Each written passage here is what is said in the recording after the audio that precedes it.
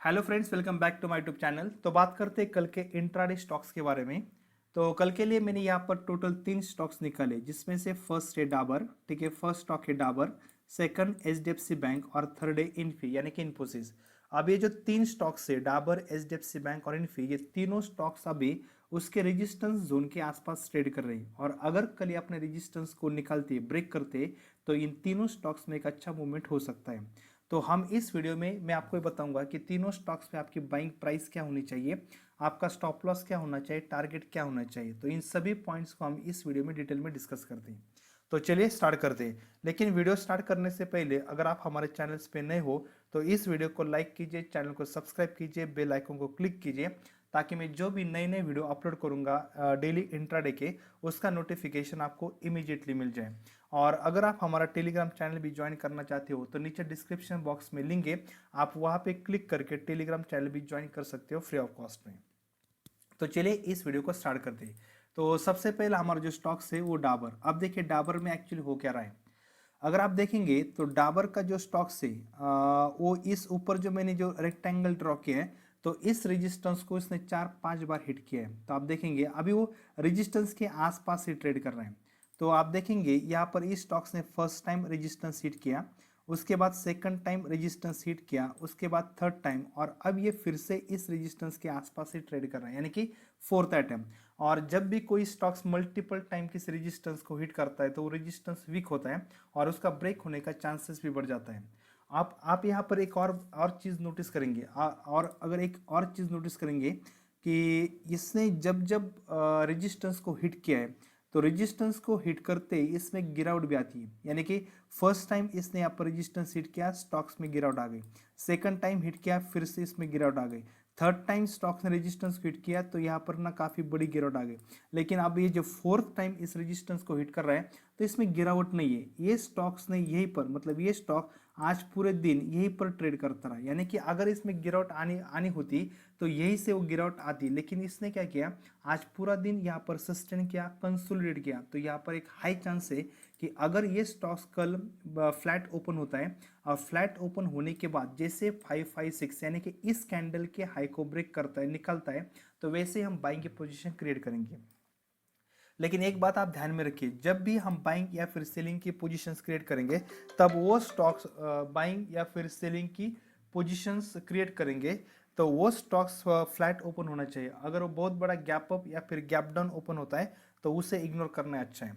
तो कल अगर ये स्टॉक्स फ्लैट ओपन होता है और जैसे इस रेड कैंडल का हाई यानी कि 556 को ब्रेक करता है तो हम यहाँ पर एक बाइंग पोजीशंस क्रिएट कर सकते हैं, और हमारा जो स्टॉप लॉस होगा वो जस्ट इस कैंडल के नीचे यानी 552 का होना चाहिए, यानी कि 4 पॉइंट का हमारा स्टॉप लॉस होगा।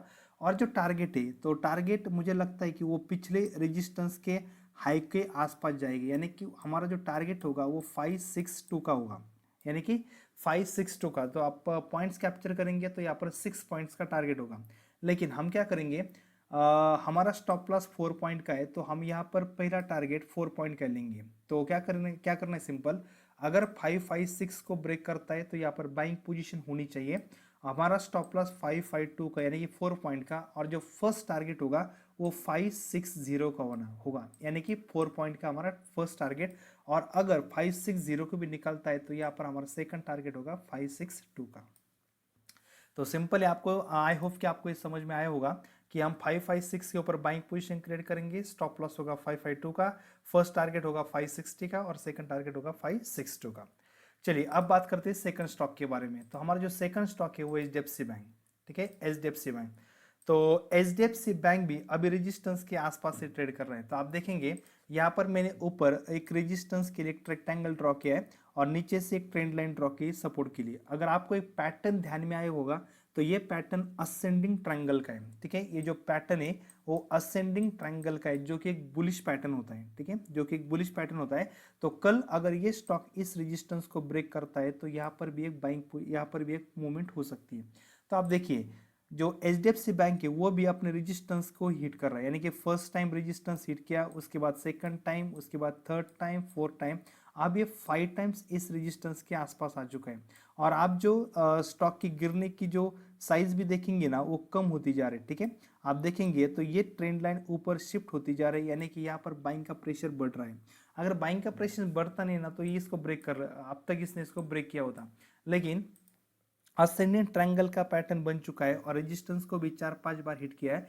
तो यहाँ पर अगर कल ये स्टॉक्स फ्लैट ओपन होता है और इसको ब्रेक करता है, यानी कि इस कैंडल के हाई को ब्रेक करता है, तो यहाँ पर भी हम एक बाइंग पोजीशंस क्रिएट कर सकते हैं। तो क्या होगा, अभी जो स्टॉक की प्राइस है करंट 1463 के, तो कल अगर ये स्टॉक 1468 प्राइस को ब्रेक करता है तो यहाँ पर हम बाइंग पोजीशन क्रिएट करेंगे। हमारा जो स्टॉप लॉस होगा वो जस्ट आज जो 50 मिनट की कैंडल उसके नीचे, यानी कि हमारा जो स्टॉप लॉस होगा वो इस कैंडल के नीचे होगा, ठीक है। 1468 पे हम बाय करेंगे। हमारा स्टॉप लॉस होगा 1459 का, और जो फर्स्ट टारगेट होगा वो होगा 1475 का, और जो सेकंड टारगेट होगा वो होगा 1480 का, ठीक है। तो आपको एक स्टॉक भी समझ में आया होगा कहाँ पर बाइंग पोजीशंस क्रिएट करनी है, कहाँ पे स्टॉप लॉस होना चाहिए और क्या हमारा टारगेट होना चाहिए।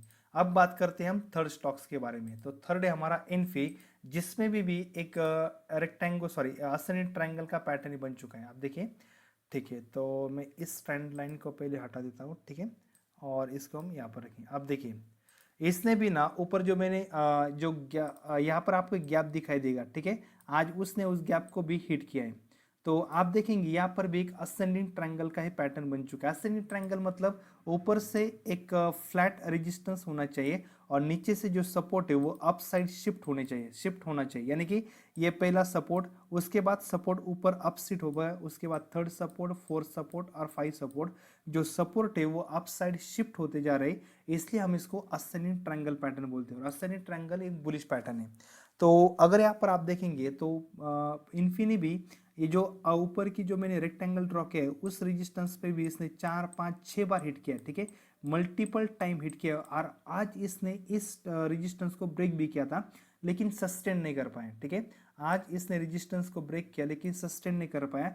लेकिन हम क्या करेंगे, अगर कल ये स्टॉक फ्लैट ओपन होता है और इस आज के जो हाई को अगर ब्रेक करता है, ठीक है, अगर कल ये स्टॉक फ्लैट ओपन होता है और आज के हाई को अगर ब्रेक करता है तो यहाँ पर हम एक बाइंग पोजीशन क्रिएट कर सकते हैं। तो क्या होनी चाहिए, देखिए हमारे बाइंग पोजीशन, ठीक है, थोड़ा सा जूम कर लेता हूँ, ठीक है। अगर ये स्टॉक आज के हाई को निकलता है यानी कि 1460, तो यहाँ पर हम एक बाइंग की पोजीशन क्रिएट करेंगे और हमारा जो स्टॉप लॉस होगा वो इस कैंडल के पास होगा, यानी कि 1451 का 9 पॉइंट का स्टॉप लॉस होगा, ठीक है। बाइंग प्राइस होगी 1460 और जो स्टॉप लॉस होगा 1451 का, जो कि 9 पॉइंट का स्टॉप लॉस होगा। तो हम यहाँ पर 9 पॉइंट का स्टॉप लॉस दे रहे, तो यहाँ पर हम पहला जो टारगेट भी वो 9-10 पॉइंट के लेंगे। तो 1460 पे बाइंग पोजीशन, हमारा स्टॉप लॉस होगा 1451 का, और जो टारगेट फर्स्ट टारगेट होगा 1470 का, और जो सेकंड टारगेट होगा वो होगा 1475 का, ठीक है। तो आई होप कि आपको ये तीनों स्टॉक्स समझ में आए होंगे, कहाँ पर बाइंग पोजीशन क्रिएट करनी है, कहाँ पर हमारा स्टॉप लॉस होगा और क्या हमारा टारगेट होगा। तो इसमें आज के लिए इतना ही, थैंक यू।